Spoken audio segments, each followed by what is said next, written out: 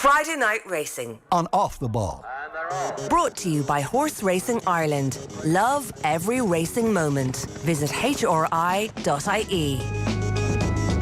And you are indeed very welcome along to this week's edition of Friday Night Racing. It's Ger and Johnny with you for an hour every Friday afternoon at 3 o'clock on all of OTB's social channels, and then of course again at 8 o'clock every Friday evening on Off the Ball on News Talk. If you want to get in touch during the day, you can leave us comment on the YouTube stream. You can tweet at Off the Ball, or of course during the evening you can text us on 53106. We'll look back on the Dublin Racing Festival and all the big lessons that we've learned, and what it suggests for the rest of the season, and the general rude health of Ireland versus England, which is kind of one of the preoccupations generally of this show. But I want to get straight into our guest this week, and I'm delighted to say Jockey Mark McDonagh is with us. Mark, good afternoon to you. How are you? I'm good now. Yourself? Yeah, we're pretty good. You had a good weekend last weekend. Yeah, it was a great weekend now. What was it actually like in the build up to the whole? Because it's you know, you've come through at a time really when fans were few and far between. When they were allowed in, it was at a smaller number. So last weekend, probably the first weekend that you've experienced that full, proper, massive surge of crowds. Yeah, for any claimer really to have a ride at the Dublin Racing Festival is a great thrill. I say then to see declarations on Friday morning to be on such a nice horse was even better again. So when did you realise? So Birchdale is the horse you were on, and it won, and we'll talk about the race in a moment itself. But when did you get the nod that you were being considered for the ride? Because it's the first time I think you've ridden Birchdale, is it? Yeah, it was. I suppose I saw declarations came out at about 10:30, and I saw I was down on him, and I said that was first time I heard anything about it, and you know, that was that. Right, okay. I didn't realise it worked like that. Not even like a heads up here, listen, I'm putting you forward for this, you might get it. Just check the declarations there. No, I have a very good agent in Gary Cribben, and full faith in him, and to be fair, leave it all up to Gary, and he does the job well. This sounds a little bit like the Oscar nominations. Well, I wouldn't be too familiar with the Oscar nominations. It's a surprise until the last minute too, and there's a lot of good surprises on it. So when that happens, right, because it's like, you know, the famous McManus colours, it's the Dublin Racing Festival, is there like a little surge of adrenaline that you get immediately, even just when you see the declarations? Yeah, definitely. I remember texting a few of my friends and asking them, did they see it yet or anything. They say it was actually mad. Said, you know, you dream of riding for him, you wouldn't think that you get to ride for him in a big weekend like that from the get-go. So no, it was beyond unreal from Friday morning on, really. Did it have anything to do with the fact that he was out of the handicap, Mark? Yeah, I suppose for £4 out of the handicap, I suppose it made sense then to claim 7 off of him. Look, it didn't seem to matter to him. I'd say, look, it was grand. You had 43 rides over fences before that. How did the winner not come? You had a lot of placed runners. A lot of placed runners. I never really got to ride any type of horse. Got to ride a few really nice horses over fences, but none that were of that kind of standard. I say, look, it's just hitting the crossbar a lot. It took me 47 rides in total to ride my first winner, which was over hurdles. So I suppose if you pull back to that stat, it was just about time that it came through. Yeah, fair enough. Yeah, but obviously the quality of horse in Birchdale ends up going off favourite. Was that the first time you'd had the opportunity to ride a horse that good? Over fences, I mean, specifically, obviously. Yeah, I suppose, yeah, it's true. It was a grade A handicap, so everything that was in it had its right to be in it. Them type of races don't come around every day. So, it was definitely the highest profile race I ever rode in, never mind to win it. Okay, take us back to the bit where you find out you're on the horse. Then, like, did you know anything about him? Did you go off and immediately watch back all the previous races? What's your preparation like so that when you get to the parade ring beforehand, or do you speak to Enda Bulger immediately and say, right, what's the crack with this lad? What do we need to do? What are we thinking? No, I suppose I look back at all his runs anyway. But I looked back at him between Friday night, Saturday night. then talked to Enda on Sunday then when I met him at the races, and like that day, between Enda and Mr. Berry, they just kept things very simple, and there was no airs and graces about it. It was just about getting on with it. What did Enda actually say to you in the parade ring? He just said, sit fifth or sixth and enjoy yourself. So, because you gave it a very, very, like, for somebody who hadn't ridden a winner over fences, you look like you'd been riding over fences for some time. I thought your confidence in the horse definitely helped. Yeah, look, I suppose in no Leopardstown there was still plenty long running after the last, and you see in all the big races, plenty of things can change the back of the last in Leopardstown. So, I knew there was going to take a bit of getting, and I'd say even after jumping the last, all I wanted was the winning post. And you know how it's difficult for commentators when one owner has a lot of runners in the race, but for Enda Bulger to actually mistake the horse that he himself had in the race and think that he trained the horse who finished third was an interesting add-on to the story. I didn't hear that. Yeah.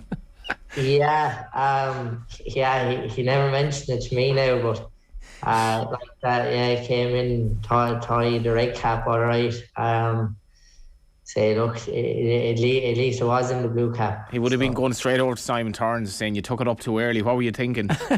Yeah, I could imagine that now, but I'm glad I was in the blue cap anyway. Talk us through the build-up to the race then as well, because it is a big deal. What is it like a festival like that where there is full crowds and everybody's so excited to be back out and having some kind of new sense of freedom again? It's so it's kind of an emotionally charged weekend for everybody anyway. Yeah, of course it is. Definitely the stands were full. Probably a big help that Johnny tipped them up and that everyone wanted the horse to run well. So I'd say it was a good build up the minute walking into Leopardstown that day. The atmosphere was there everywhere. The whole place was packed. People wanted to see horses in the parade ring as well as watching them race. The difference in that compared to, last year, 12,500, that had a big buzz with honeysuckle, and I guess that's why you're in the sport, Mark. Yeah, of course. You dream of days like last Sunday, and that's when you're growing up there. They're the days you always think that you'd love to be riding there, you'd love to be winning there. So for it all to come along, it's just great. And did it make it different in terms of your preparation? Did you need to consider how you would feel? Was there visualisation involved, or were you like, absolutely, I'm just going to see what happens, take it as it comes? No, I kind of see what happens. When I get to the races every day, I always go out, give the track a jog, come in then and just get changed. I kind of have my own routine, and they say it was just from walking in, it was just doing the normal routine and just treating it like a normal day at the races. Now, it helped that there was an atmosphere there, and I was a little bit more excited to be riding on a day like that day, but just keeping the head to was also very important. Yeah, no doubt. We might talk to you about how you go about that in a couple of minutes' time. But we have a new slot. It's called My Racing Moment, and it's brought to you by Horse Racing Ireland. Share every racing moment. Visit hri.ie or follow Horse Racing Ireland on social media. It's obvious that your win at Leopardstown is like a career high. But are there other moments in your career previous to this? Like, I'm thinking about your dad had a horse that you won on. Like, are they moments along the way as well that you're thinking, I've made all the right decisions to get to this point. I'm in the right game. I'm making progress. I feel like I'm on the right path. Yeah, exactly. I won a grade 3 down in Cork before Christmas for Sean O'Brien, and say that was a great day. Didn't get to claim in the race, and the lads still used me. It wasn't a horse that dad or any of the family were involved in, so to be given that fate that day, and be able to win on the mare was great. Other days then, like a horse of our own won the Grade B in Killarney.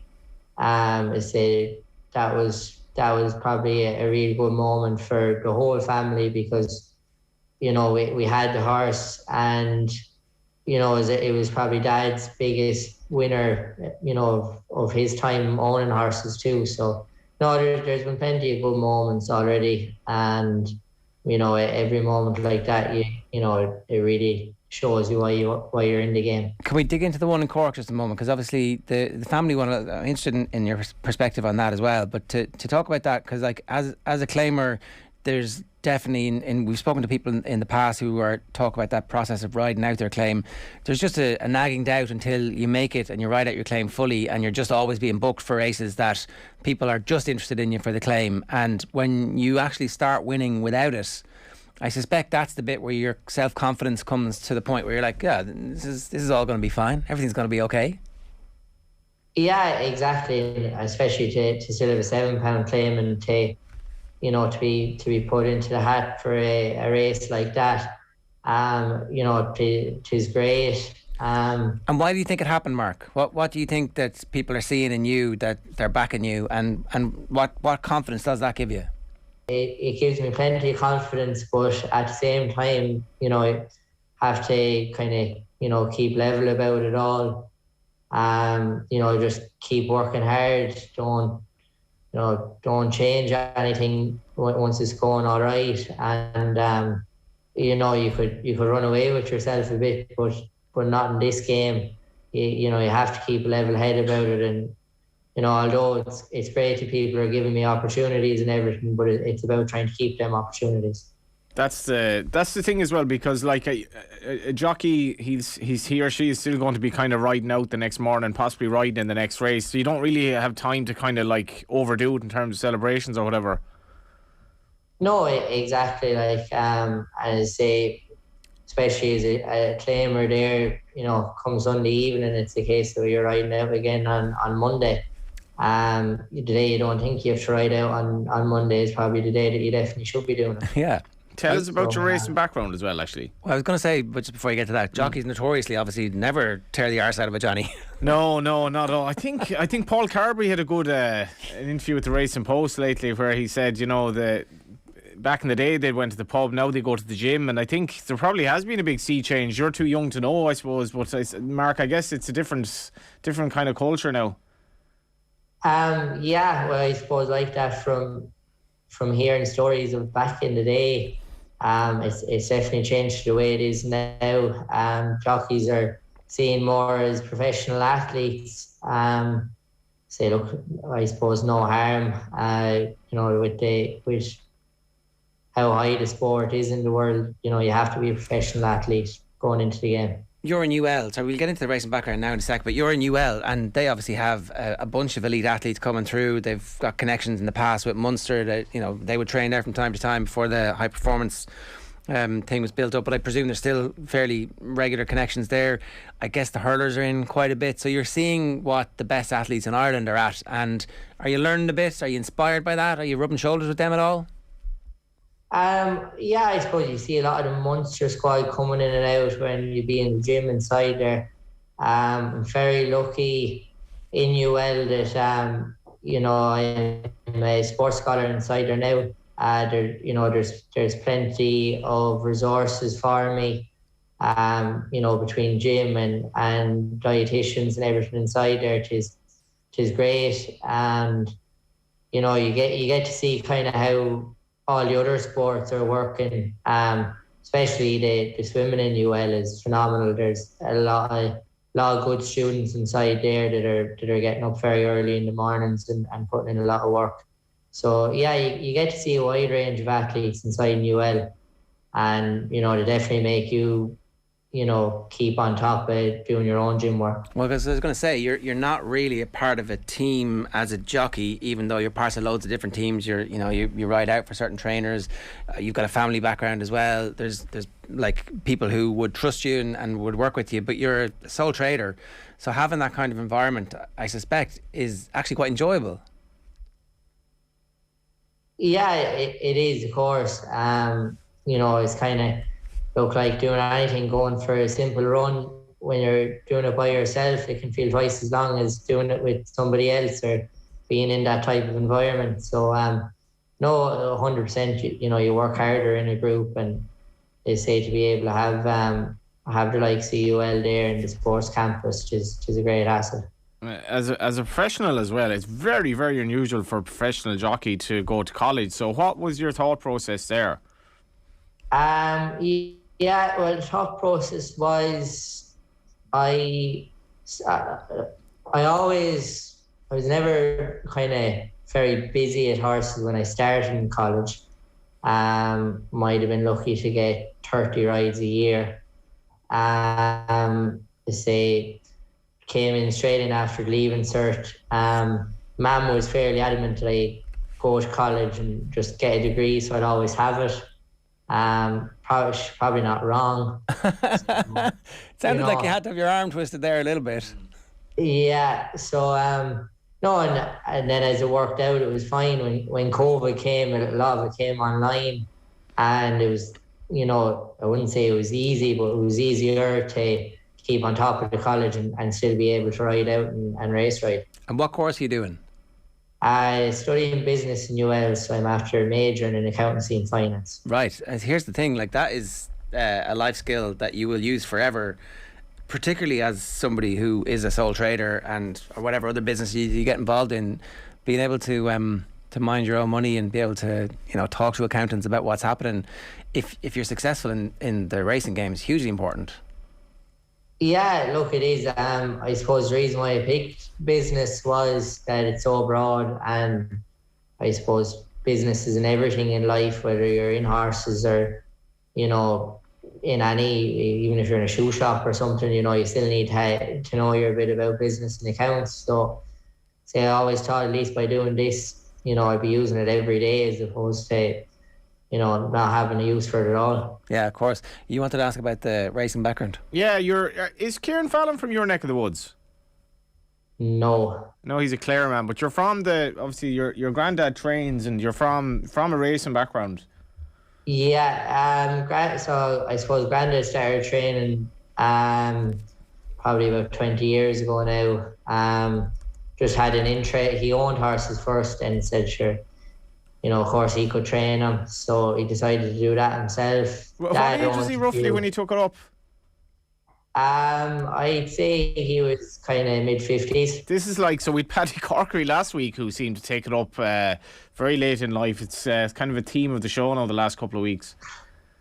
Yeah, no, I say he owned horses before that, and I said then obviously he decided that he could give training them a go. Now look, he's only training them for himself anyway, but he enjoys it, and he's happy enough doing it now. He's had plenty of success, to be fair to him. So. And obviously were you kind of was it always obvious that you go down this route of being a jockey? It's not an easy game to get into. No, I suppose I always grew up around horses, around ponies.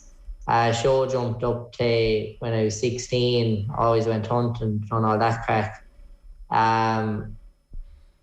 But I suppose the family always thought it was kind of going to be a phase, and sure, he'll stay in school and he'll go into business, and that would be great. I'd say, if you asked him 5 years ago, would I be here with you now, they'd probably say no chance. So I'd say from what I started.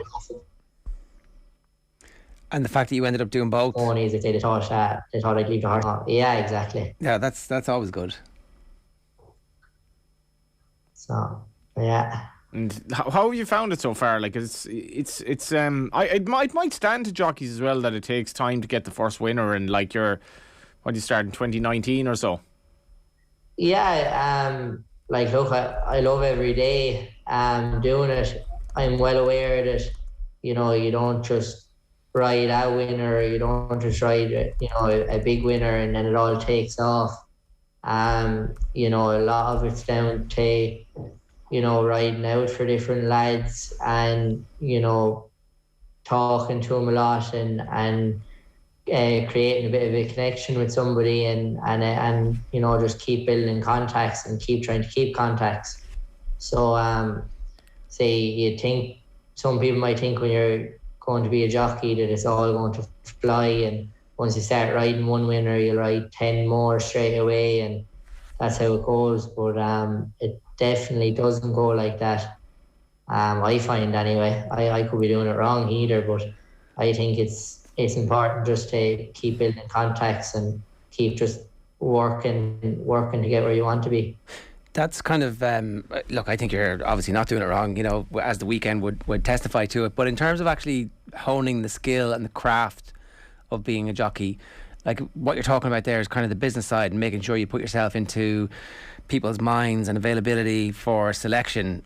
We know that's hugely important, but actually being a good horseman, that's probably the most important thing in terms of getting a good tune out of a horse. That's what trainers and owners will notice over a sustained period of time. How do you do that? I suppose, look, it is very natural. I be the opinion of that, if a horse is settled, whether that's him in the front of the field or in the back of the field, you don't want to be making a horse go faster than he can from the get-go.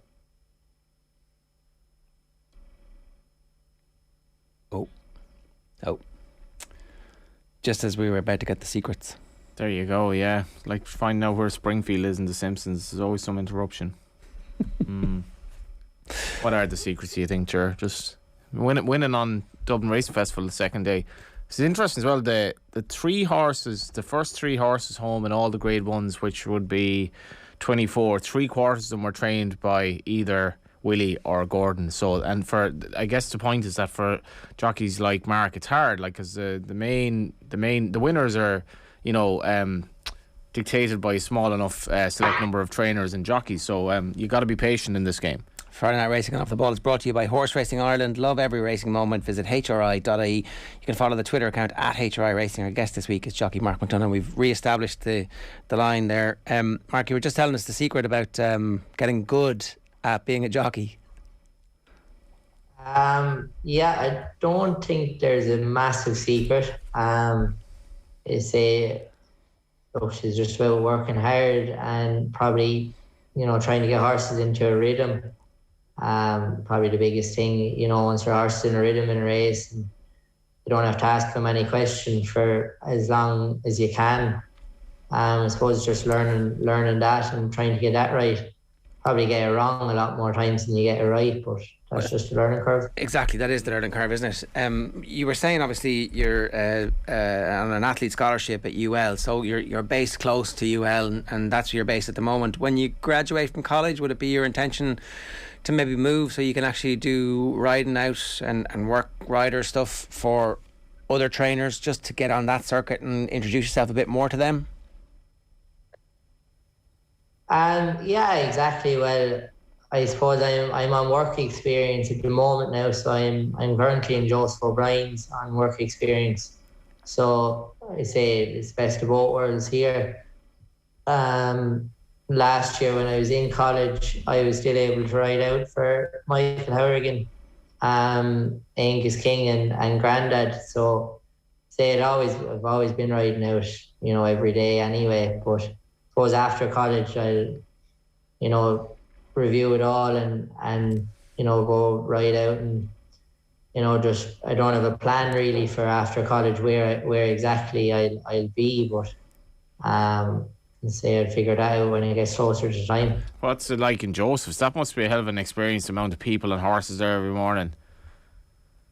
Yeah, it's great. I suppose, look, you're in here with a lot of good riders, and then to be in the office, then learning the business side of things is great.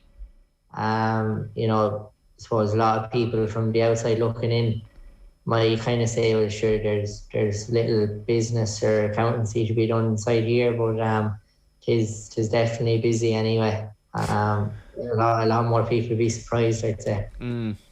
Is that something that you've thought about, like actually being a trainer as opposed to a jockey in your late 20s, early 30s? Is the lifestyle, considering both sides of it now, obviously very early on, and I'm not retiring you from being a jockey at all here, but is that something you'd be interested in? I suppose you'd think about it all right. Probably would be interested in it. I'd hope that I wouldn't have to go training in my late 20s. I prefer if it was closer to my late 30s. But sure, we'll see how we get on. But yeah, I suppose I'd always have an interest in training between, seeing granddads there and growing up from granddads to, Michael Hourigan's and the Bulgers, to see how everyone else does it. You'd love to take a little piece from everything and try and make a go at it yourself some stage, all right? Yeah, I suppose it's an interesting point that I haven't really thought about before. None of the trainers can really do that much revolutionary from the other trainers, because the work riders all move between and the jockeys all move between and the owners all move between, and it's like, in the end, are my horses fitter and healthier on the day? Have I got them there in time? Have I picked the right race? And away we go. Yeah, it was interesting to just Ted Walsh talking about Willie Mullins on the Nick Luck show on Sunday. He was just saying that he sees things that nobody else sees, and maybe there are trainers who just they see things that wouldn't be obvious to the naked eye, but I guess Joseph must have something special about him as well to have done what he's done at his age, Mark. Yeah, I'd say sure he must have. If there's secrets there, I haven't found them out yet. But no, to be fair, he's a very good boss, and the horses look very well and they perform very well for him. So, as I say, there's a reason why he's the place the way he does, and it's a great place to learn. Where do you go from here now with the £7 claim? Sure, look, hopefully just like that, just keep if we keep riding winners, keep building contacts, and I suppose just trying to become a better rider. Say once the 7 goes and you're down to 5, you need to be at least £2 better of a rider to keep continuing on. So I suppose it'll just all be about getting stronger, getting smarter, and just becoming a better rider. The JP had his 4,000th winner, I think, recently as well. And is there an added significance? Just it's a big day, and you're riding a winner in those colours as well. Probably makes it a bit more noteworthy, almost. Yeah, of course. Like that, you dream of riding in them colours in any race. For it to be a big race, Dublin Racing Festival. It is beyond a dream. Those £2 you're talking about, the difference between £7 and £5. What will you do? Is it is it an obsession about fitness? Is it an obsession about watching back videos? And is it an obsession about acquiring information from people? How are you going to do that? Yeah, all the above really. You hope that it's just a progression. You just want to, I suppose the way I look at it is I know I'm progressing once I look and I see that right when I'm riding for these new people today, or that, that horse ran well, and just say, to keep getting horses to run well. I suppose there's no hidden secret that when I go down to 5, I'm going to do this differently. It's even the stuff like nutrition and fitness, is that they are the controllables? They're the things you can do the most about. Is that something you're mad into at this stage? Is it something that you'll kind of lean into over the next while?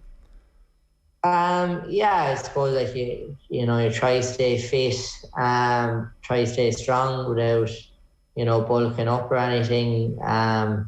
Suppose I do love my food, so it's trying to get the right balance in that too. But it's just about trying to keep on top of all them things and progress to be a bit better. There's a fairly already iconic image of Ty Furlong running against, I think it was the Welsh scrum half on Saturday, and I guess folks like that get you thinking about how rugby has completely changed in my lifetime in terms of the gym and so forth. Like, as a jockey now, is that something that is a young jockey, is that something that's considered like normal or mandatory, or are you sort of advised that you got to work as well off the track? Oh, line's frozen again. Good question though, Johnny. All the secrets, he's just afraid to tell them. Did you see that Tyke Furlong image? The still no. Yeah, it's like, God, what did that poor scrum half think? He was literally, It's Not like much. he also had this like face of kind of angst on him as he often has, and it just looked like a complete David versus Goliath, you know. Mark McDonagh's back there. You can ask your question again if you want. Yeah, Mark, I suppose to make it the motorway version of the question I asked, the gym, are you into the gym? Does it help? I guess you advise as a young jockey that this is part of what you do. Yeah, 100%. I suppose a lot of lads want to keep fit now. I say it goes hand in hand with keeping your weight in check, you know, between just, you know, cardio exercise or strength exercise. I suppose it's becoming more of a common thing. You know, I couldn't tell you now with claimers who goes to the gym and who doesn't go to the gym. I know well a lot of them do. You know, I suppose just everything about the whole sport getting a bit more professional.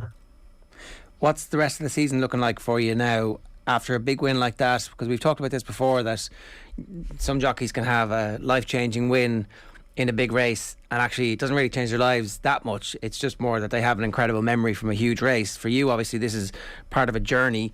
So what do you hope is there anything significant that happens off the back of a big win last weekend, or is it just about making sure you're ready for the next time that opportunity comes along? Yeah, I suppose, you know, like that, you know, the dream of riding a big winner and then taking off, it doesn't really happen like that. So I suppose with me, it was great to got the winner, and it's just about, you know, being ready for the normal race meetings this weekend and just trying to ride any horses that I am riding as good as I can, and for them to do as well as they can. Well, listen, we wish you the very best. Unless you Gary's not the worst agent to have, I would have thought as well. No, Gary's 100% now, to be fair. As I say, it is great to be able to leave it all up to him there come declaration time, and he's on the ball. Is he still running marathons and all that? Sorry? Is he still running marathons and all that? Yeah, no, I'd say now he's probably fitter than every jockey in the weight room combined, to be fair to him. So, no, he's still at that all right. Some man. Mark, we wish you the very best of luck with the rest of the season. Thanks a million for joining us. Lovely, thank you. That's Mark McDonagh, our guest there, who obviously won the Bulmer's Secret Orchard Leopardstown Handicap Chase on Sunday. That was day 2, obviously, on Birchdale for Enda Bulger and JP McManus. That was one of the big races, obviously, last weekend. We'll talk about the rest of them. We're going to take a quick break. This is Friday Night Racing on Off the Ball, brought to you by Horse Racing Ireland. Love every racing moment. Visit hri.ie. You can follow along on the Twitter account at HRI Racing. Friday Night Racing on Off the Ball. Brought to you by Horse Racing Ireland. Love every racing moment. Visit hri.ie.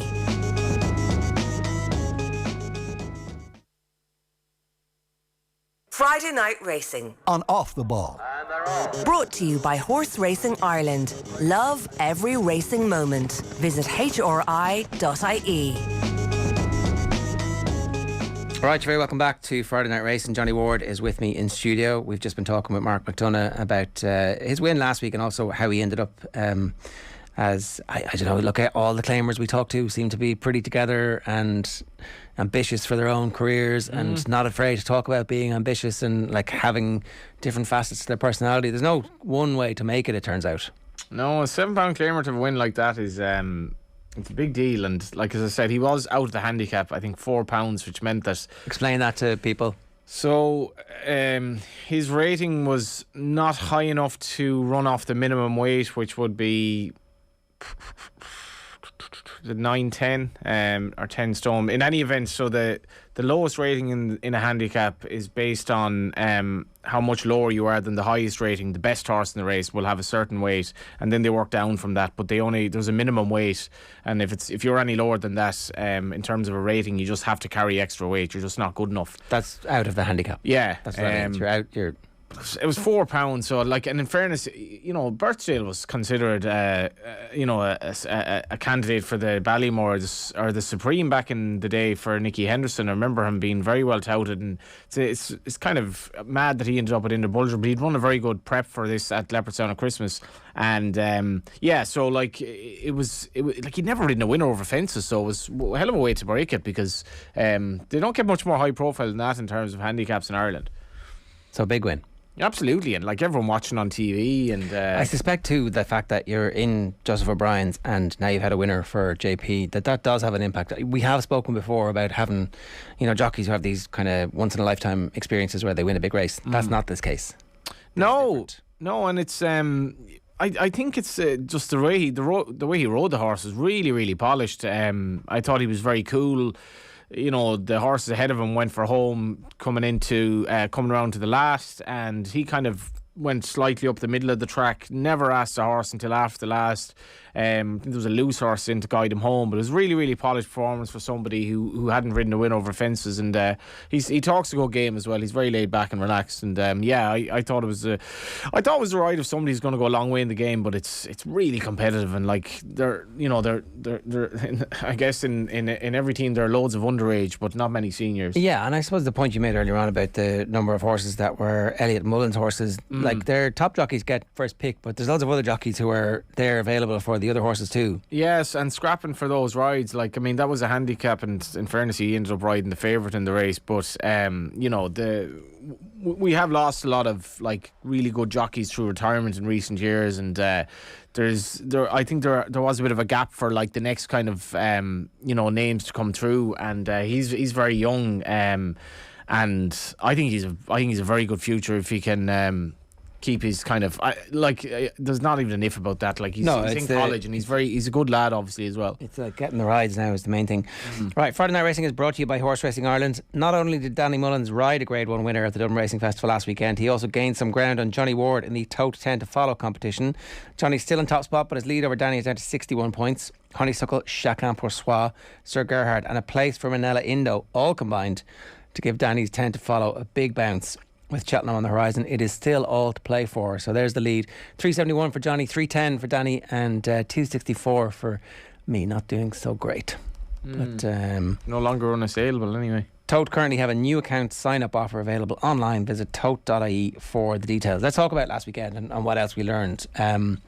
We learned that everybody loves Honeysuckle, and Honeysuckle pretty good. Yeah, like, I mean, Henry de Bromhead spoke about this. There's still some doubts about the yard form. The very good horses seem to be able to overcome it, but her performance was fine by Honeysuckle standards. It was probably average or slightly below average. She beat Xana here, made a bad mistake at the first. Echoes and Rain couldn't go by him, and they finished second, 6.5 lengths. So it was Honeysuckle just basically running her race or thereabouts, and great reaction from the crowd. Like the record that she has, the fact she's still unbeaten, and now she goes to Cheltenham facing Appreciated and nothing else really. It's not a strong division at all. That's the one thing I'd say about Honeysuckle. She's an amazing mare, but there's very little depth to the 2 mile hurdling division, just for whatever reason. And I was saying to Henry de Bromhead earlier in the season, you want to protect that unbeaten record. I'd actually like if she retired unbeaten. I think it'd be just an amazing thing. You can never take that away from her, and I think she deserves that now for the toughness she's had in her races. But herself and Rachel Blackmore, it's been brilliant for racing. Yeah, and the fact that the crowds were back last weekend, I think, just added to the whole thing. A lot of young people as well, like Henry de Bromhead saying everybody looks young to you now after the 2 years though, Johnny. Yeah. Well, I think in fairness, like Rachel was saying, God, I'm taken aback by this. Like the Honeysuckle story, a lot of it has been like with no crowds. And Henry de Bromhead was saying like the amount of people, my son or daughter loves Honeysuckle, and these things matter. These people are not betting, they just love horses. Yeah, and I think wasn't everybody talking about the fact that there's Rachel noticed that there was a cheer before the race, which doesn't happen very often. No, and going down to the start, 5-1 on favourite, 5-1 in the only reason she was 5-1 on was because I think there are still doubts about the yard form, because she was basically a 20-1 on shot. She just had to run her race, and she never but does that. And now she goes to Cheltenham. I think she's like 1-2, which isn't great for the race, but she's the outstanding hurdler of her generation. Yeah, it's sometimes not great for the race. Doesn't really matter for posterity and history and the wider stories and the macro story is fairly sensational. you think of the Max Joy, Hardy Eustace, Archibald days, and maybe it's a bit of a sepia tinge here, but there just aren't particularly strong hurdlers at the moment. Yeah, and so the classic races made them all classic, and the finales is the stuff that people still talk about, the Archibald finishes. But like that's one. We love sport for that, but we also love sport for the true greatness. That's the other aspect of this, is that everybody can relax and look back and go, we have been around in the moment of absolute sublime talent. Yeah, and you'd wonder if she 2.5 miles, 2 miles is kind of all the one for her. In the near future, now we could have some very. I'll tell you what, actually, the Supreme Novice Hurdle this year looks like it's going to be really good. So who's in that? So you'd have Constitution Hill, John Bon. Dysart Diamond is going to go there. I'm not sure about Sir Gerhard. I think he might step up and trip. But even those three alone, if one of them happens to win the Supreme impressively, you could be thinking next season, well, when you graduate as a senior, maybe you'll give Honeysuckle a race. And Appreciated might give her a race, but next year in Cheltenham this year, because so Sharjah's not running in the Champion Hurdle now, but it's a small field, but. Her consistency and what she's done for racing, I think, at a time when racing could have done with a hand, Honeysuckle has definitely played her part, and it's been a great story. I think it's rare that you get the sort of adulation that was afforded her last Sunday. And everything worked out well in the end.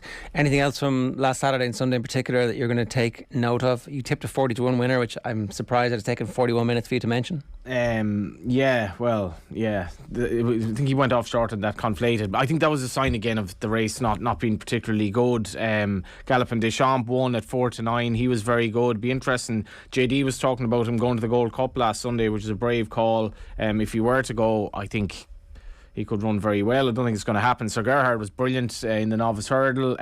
Didn't jump great at times, but I just think they'll probably try to split him and his stablemate come Cheltenham.